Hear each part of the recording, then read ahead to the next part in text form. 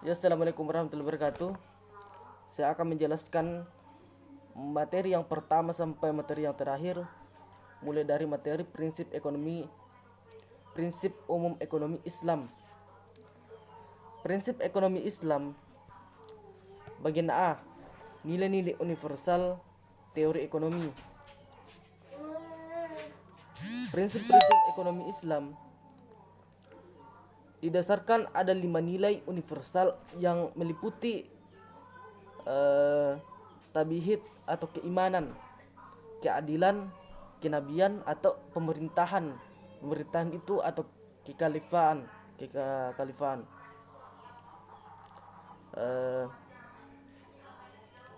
Dan hasil dari kelima nilai universal tersebut.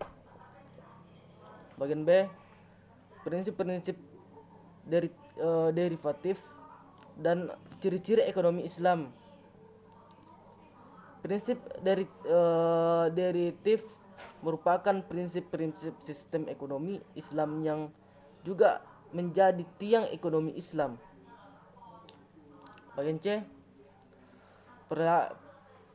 perilaku Islam dalam perekonomian. Perilaku ekonomi merupakan perbuatan untuk memenuhi kebutuhan jasmani dan rohani untuk setiap manusia.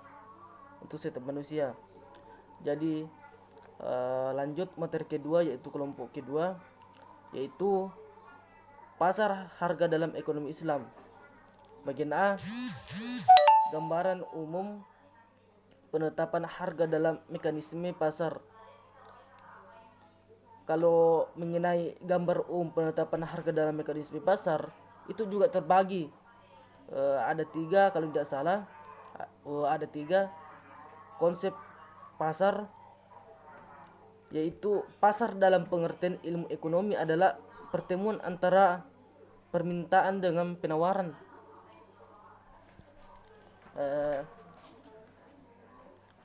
Prinsip harga menurut ekonomi Islam. Pemikiran ekonomi Islam modern telah menetapkan prinsip penetapan dan perubahan harga dalam mekanisme harga dalam pasar Islam. Yang ketiga, penentuan penetapan harga dalam Islam. Ulama fikih mengartikan harga pasar yang berlaku normal di tengah-tengah masyarakat pada saat ini, yaitu bagian B, kontribusi ekonomi Islam, kontribusi ekonomi Muslim klasik tentang pasar dan harga, yaitu ada 2 mekanisme pasar menurut Abu Yusuf dengan revolusi pasar menurut Al-Ghazali. Lanjut kelompok 3, yaitu materi ketiga, teori ekonomi Islam.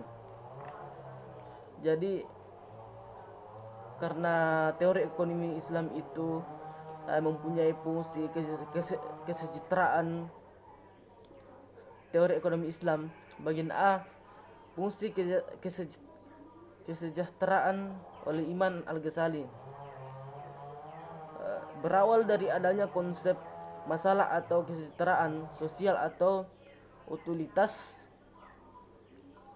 atau kebaikan bersama, sebuah konsep yang mencakup semua urusan manusia, baik ekonomi maupun urusan lainnya, yang membuat kaitan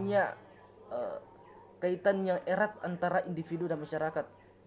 Bagian B, fungsi utility. Dalam ilmu ekonomi tingkat kepuasan, utility competition digambar oleh kufra indifferent atau isi.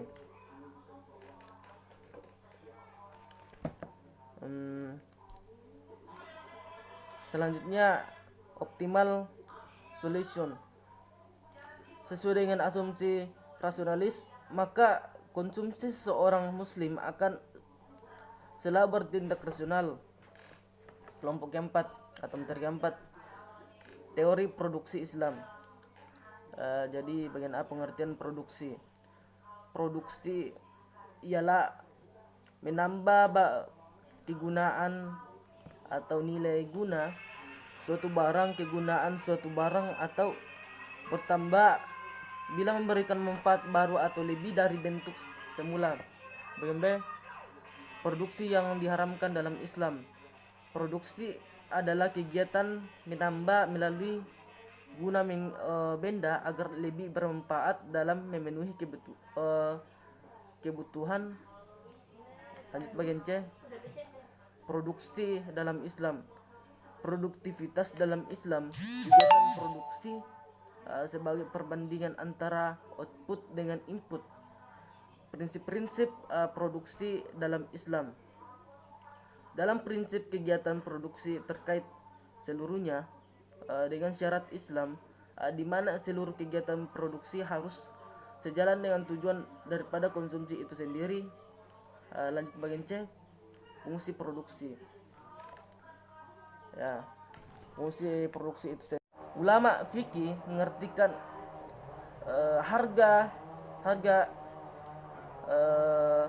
harga pasar yang berlaku normal di tengah-tengah masyarakat pada saat ini,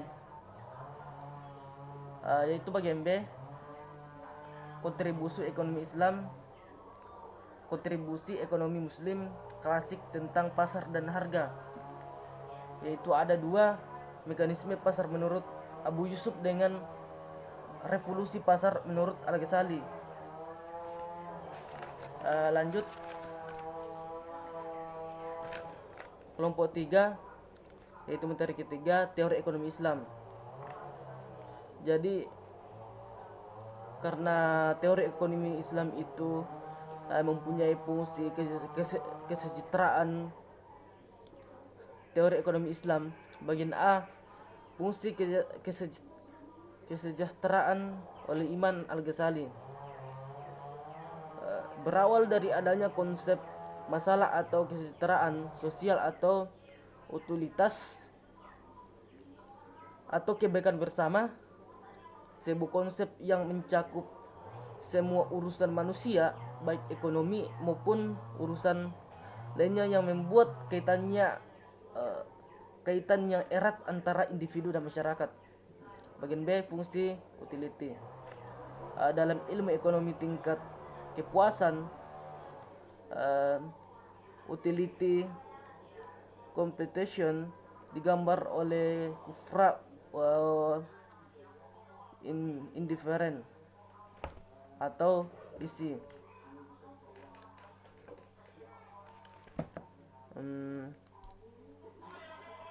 Selanjutnya optimal solution. Sesuai dengan asumsi rasionalis, maka konsumsi seorang muslim akan selalu bertindak rasional. Mekanisme pasar Islam. Dalam mekanisme pasar Islam dijelaskan bahwa Thomas Aquinas versus Ibnu Taimiyah. Permasalahan yang dibahas oleh Aquinas yang mana jauh di dalam jangkauan telahan ini adalah yang berhubungan dengan perniagaan, harga yang adil, kepemilihan, dan riba. Aquinas memanfaatkan pemikiran-pemikiran tersebut. Sebaliknya, tidak ada bukti menjatuhkan bahwa para ilmuwan muslim pada periode itu mengenal kontribusi atau hubungan pemikiran dari barat, yaitu satu, harga pasar. Salah satu topik penting yang dibahas oleh Aquinas adalah harga pasar. Yang kedua, mekanisme pasar dan penetapan harga. Ibnu Taimiyah adalah seorang pelapor dalam penjelasannya tentang penentuan harga dalam hubungan dengan penawaran dan permintaan. Bagian B, mekanisme pasar dalam Islam.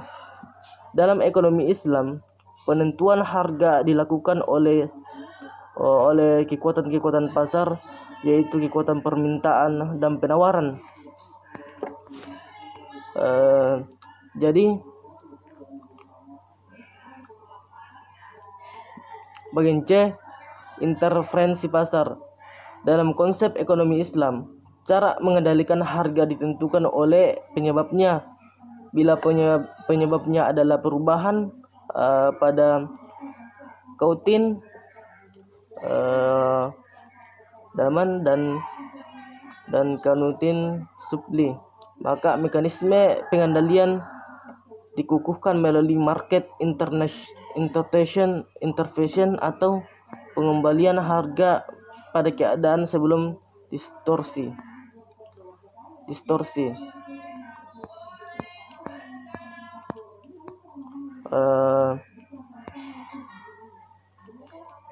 Jadi kan sudah jelaskan tadi tentang bahwa dalam keadaan nilai uang yang telah berubah, kenaikan harga, penurunan harga dan semata-mata ditentukan oleh permintaan dan penawaran. Jadi struktur pasar persaingan harga. Dalam struktur pasar persaingan harga terdapat kita jelaskan dulu pengertian pasar. Pasar secara umum yakni tempat bertemunya permintaan dan penawaran. Jadi setiap proses yang mempertemukan antara pembeli dan penjual maka akan membentuk harga yang disepakati antara pembeli dan penjual. Bagian B, pengertian struktur pasar. Struktur pasar adalah berbagai hal yang mempengaruhi tingkah laku dan kinerja perusahaan dalam pasar, seperti jumlah perusahaan, skala produksi, dan jenis produksi. Ada beberapa dasar perbedaan yang mempengaruhi keputusan antara penjual dan pembeli dalam sesuatu struktur pasar, yaitu jumlah atau banyak perusahaan yang ada dalam pasar, jenis barang yang diperjualbelikan atau barang homogen atau heterogen, mudah tidaknya perusahaan baru masuk ke dalam pasar, kemauan masing-masing pihak baik penjual dan pembeli dalam mempengaruhi pasar, informasi serta pengetahuan penjual maupun pembeli terhadap pasar yang dihadapi.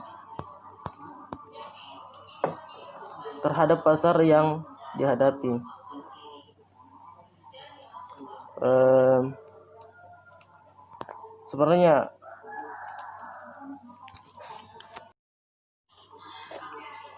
di stories lanjut di bab 7 atau pertemuan ke-7, bukan pertemuan ke-7 tapi kelompok ke-7 atau materi ke-7, yaitu materinya distorsi pasar perspektif Islam. Perspektif Islam ya, bukan perpepik. Kita jelaskan dulu pengertian distorsi pasar. Distorsi pasar merupakan bentuk penyimpangan yang menyebabkan terjadinya ketidakseimbangan dan ketidakadilan di pasar yang harus diatur oleh pemerintahan pihak otoritas lewat kebijakan intervensi yang menjadi wewenangnya. Faktor penyebab distorsi yaitu berbedanya budaya, gangguan fisik, gangguan sematik, tidak adanya umpan balik, perbedaan status, pesan campuran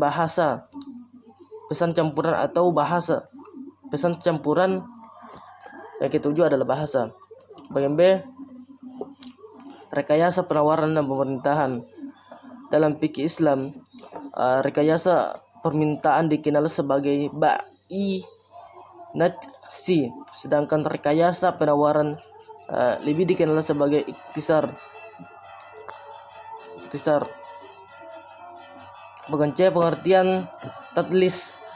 Tadlis adalah salah satu bentuk penipuan dalam perdagangan, merupakan bentuk ketidakjujuran seorang pedagang dalam menjalankan usahanya. Tadlis ini bisa terjadi dalam 4 hal, yakni kuantitas atau jumlah, kualitas atau mutu, harga dan waktu penyerahan. Tadlis dalam kuantitas adalah seperti pandangan yang mengurangi takaran atau timbangan barang yang dijualnya. Beras yang ditimbang mestinya 1 kilogram ternyata tidak sampai 1 kilogram. Bagian D, pengertian takhir. Kata takhir berasal dari bahasa Arab gahar yang memiliki arti akibat atau bencana, bahaya, risiko, dan ketidakpastian. Di dalam istilah fikih, takhir diartikan sebagai suatu tindakan secara membabi buta,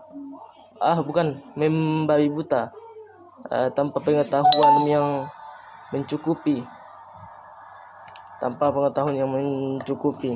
Dalam efisiensi alokasi dan distribusi pendapatan,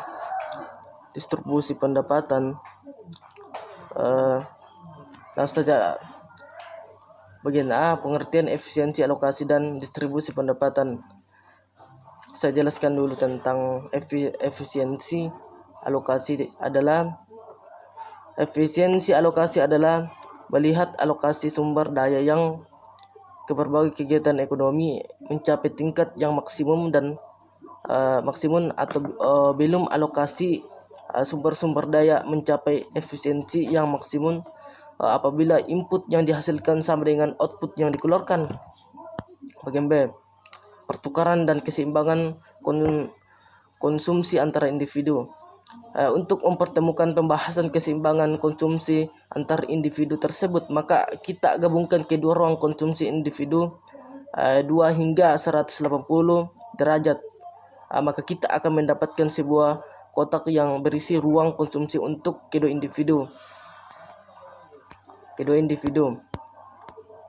Bagian C, pengertian kesejahteraan sosial.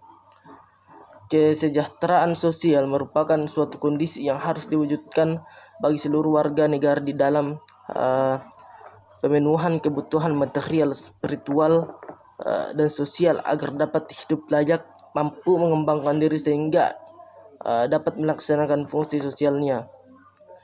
Bagian D, pengertian efisiensi dan keadilan. Efisiensi merupakan perbandingan antara output dan input dalam teori barang, pribadi maupun publik. Lebih dari sekedar efisiensi atau keadilan, konsep ekonomi juga mendorong upaya membesarkan output, meningkatkan production possibility frontier, atau dalam konteks ini membesarkan gearbox